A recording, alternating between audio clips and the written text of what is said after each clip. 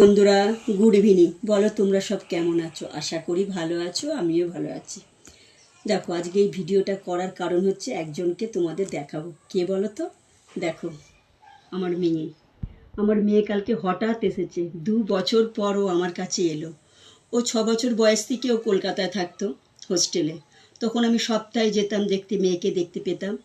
তারপর 2020 সালে যখন ও ট্রেনিংয়ে গেল, নার্সিংয়ে 3 বছর ছিল ট্রেনিংয়ে, বছরে একবার আসতো 10-15 দিন ছুটিতে।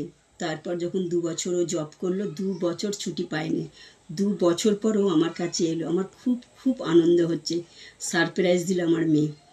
আর 17 থেকে 18 বছর আমি একা, জীবনটাই আমার একা, মেয়েও তাই একা, এই ভাইপোকে নিয়েই থাকতাম। আজ আমার মেয়ে কাছে এসছে, এখনও এখানেই থাকবে, কলকাতায় জব করবে। তবু মেয়েকে আমি দেখতে পাবো। ভীষণ ভীষণ আনন্দ হচ্ছে, খুব খুশি বন্ধুরা। ভিডিওটা কেমন লাগলো একটু কমেন্টে জানিও। টাটা।